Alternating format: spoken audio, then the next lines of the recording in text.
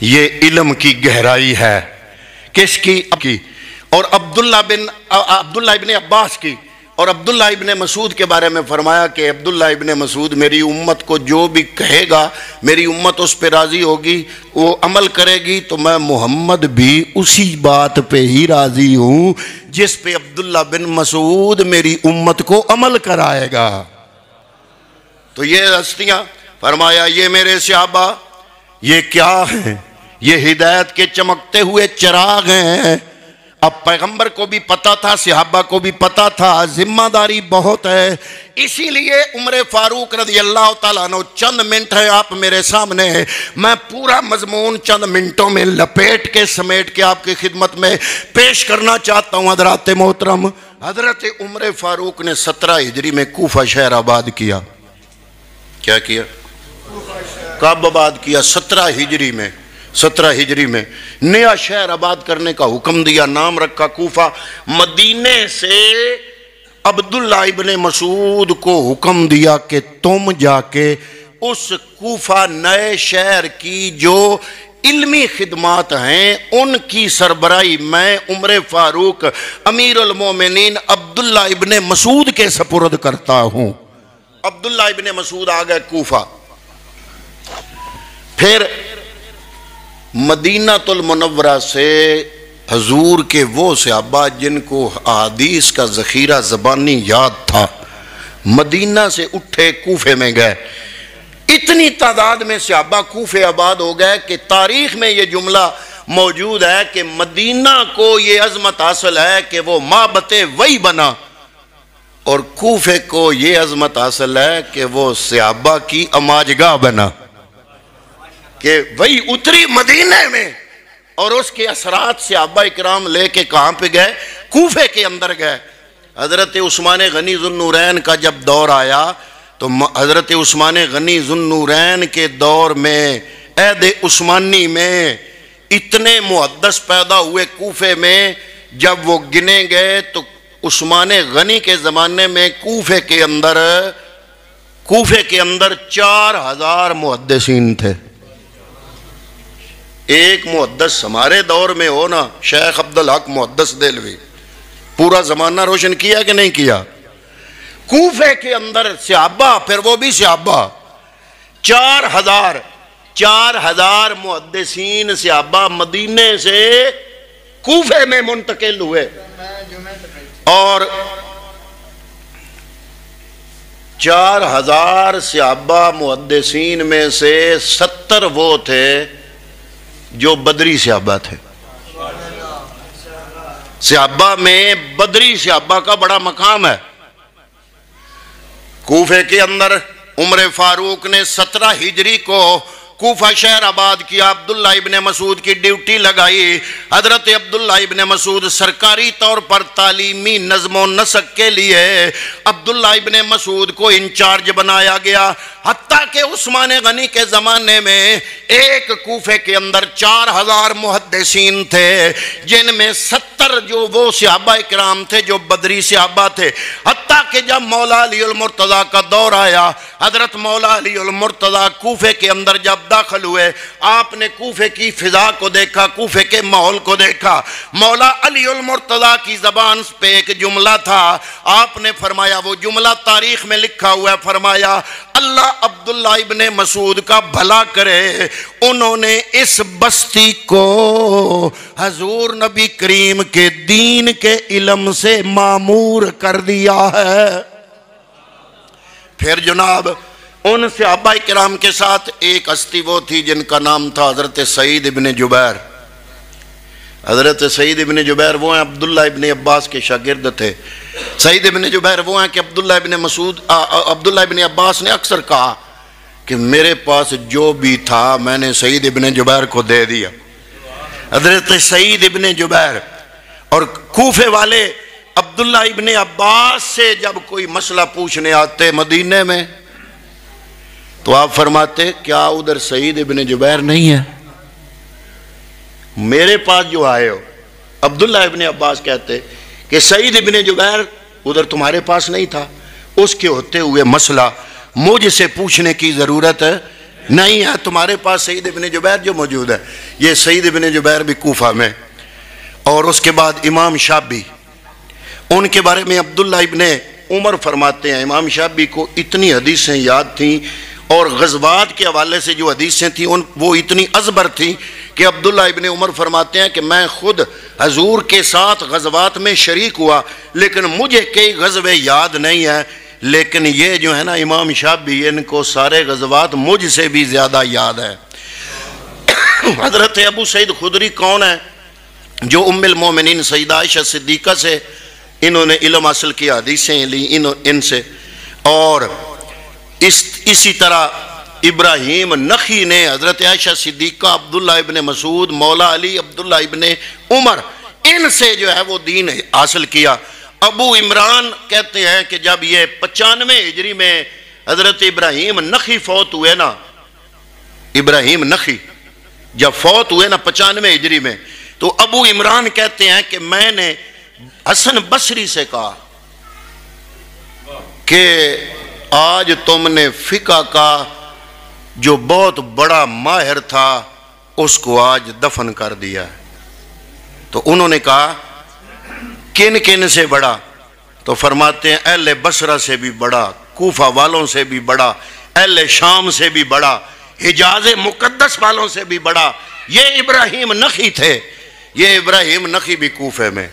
اب میں آپ کو ایک ماحول کریٹ آپ کے دماغ میں کرنا چاہتا ہوں۔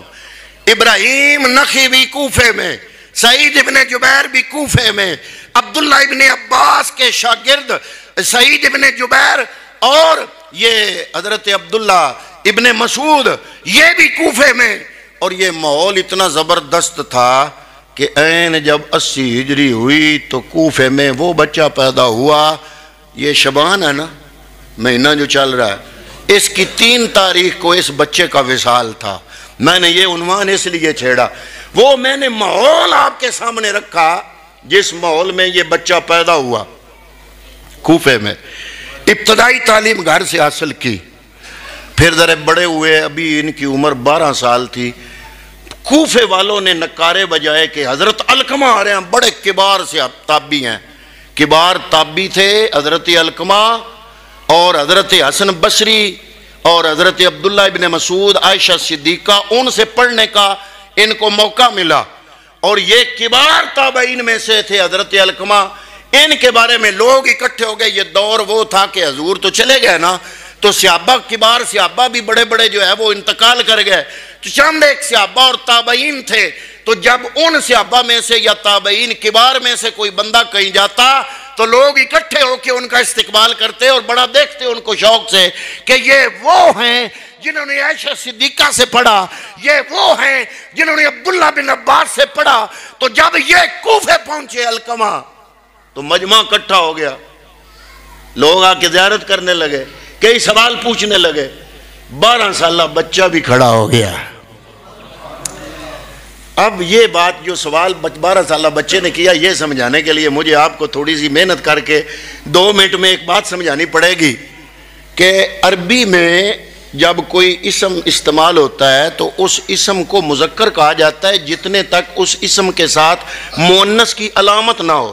مؤنث کی علامتوں میں سے ایک علامت ہے گول تے اور ایک علامت ہے یا چھوٹی اور اوپر کھڑی زبر۔ یہ 2 علامتیں ہیں، آخر میں جب آ جائیں کسی اسم کے تو وہ اسم ہوتا ہے مؤنث۔ اب کچھ نام ایسے ہیں کہ اگر عربی میں ایک نام استعمال ہوا نا پوری جنس کے لیے، لیکن وہ لفظ عربی میں مؤنث ہے، مثلا چونٹی کے لیے النملہ ہے، النملہ، نون میم لام تے اگے گول تے، النملہ تو، النملہ تو یہ تانیث کی علامت ہے، النملہ تو۔ اب اگر کوئی چونٹی مذکر بھی ہوگی تو اس کے لیے بھی عربی میں النملہ تو ہی ہوگا، اور اگر کوئی مؤنث ہوگی تو اس کے لیے بھی عربی میں کیا ہوگا؟ النملہ تو۔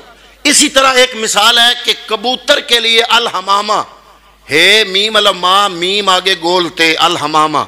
اب نر کبوتر کے لیے بھی حمامہ آگے گول تے، مؤنث والا یہی ہے، اور مؤنث کبوتر کے لیے، کبوتری کے لیے بھی الحمامہ۔ اسی طرح چونٹی مذکر ہو تب بھی النملہ، مؤنث ہو تب بھی النملہ۔ اب قرآن مجید میں النملہ کا لفظ آیا. النملہ ایک سورت کا نام بھی ہے, سورت النمل. تو نملہ, اب یہ 12 سالہ بچہ کھڑا ہو گیا, یہ کہتا ہے کہ جناب اے حضرت علقمہ میرا ایک سوال ہے. وہ فرماتے ہیں بتائیے. انہوں نے پوچھا, انہوں نے کہا کہ وہ قرآن مجید میں اللہ نے حضرت سلیمان کا جو واقعہ بیان کیا ہے کہ ایک چونٹی نے کہا کہ اے چونٹیوں غار میں چلی جاؤ, سلیمان علیہ السلام کا لشکر کہیں تمہیں کچل نہ دے. میرا سوال یہ ہے کہ وہ جو چونٹی باقی چونٹیوں کو غار میں جانے کا کہہ رہی تھی, وہ مذکر تھی کہ مؤنث تھی؟ اب یہ حضرت علقمہ کہتے ہیں کہ یار میں نے تو اس پہ کبھی سوچا ہی نہیں. یہ وہ ہیں جن کے استقبال کے لیے پورا کوفہ امڈ آیا. اب علقمہ کہتے ہیں کہ میں نے اس پہ کبھی سوچا نہیں. النملہ ویسے آگے گول تے ہے, مذکر کے لیے بھی نملہ ہے عربی میں, مؤنث کے لیے بھی نملہ ہے, اور تو کوئی نشانی نہیں. تو اب اس علقمہ نے اس بچے سے پوچھا کہ اب بچے تمہارے نزدیک یہ کیا ہے, مذکر ہے کہ مؤنث؟ تو بچہ کہتا ہے جناب مؤنث ہے. انہوں نے کہا جناب, علقمہ پوچھتے ہیں دلیل. انہوں نے کہا دلیل اسی آیت میں موجود ہے جو کہ ایک جنس کے لیے مؤنث استعمال ہو رہا ہو اور اس جنس کا مذکر اور مؤنث تلاش کرنا ہو تو پوری جنس کے لیے نملہ ہے, مذکر کے لیے بھی وہی, مؤنث کے لیے بھی وہی. لیکن تلاش تب ہوگا جب کوئی بیرونی اشارہ النملہ کے علاوہ کوئی بیرونی اشارہ مذکر مؤنث کا وہ سمجھا جائے گا. اب اسی آیت میں اللہ نے کالا نہیں فرمایا. کالا ہوتا تو مذکر کی بات تھی, کالا کی مؤنث ہے. کالت نملتن, اللہ نے فرمایا کالت, تو رب کا کالت فرمانا بتا رہا ہے کہ وہ جو چونٹی اپنی چونٹیوں کو کہہ رہی تھی غار میں چلی جاؤ, وہ مذکر نہیں تھی. کالت کا لفظ کہہ رہا ہے کہ وہ مؤنث تھی.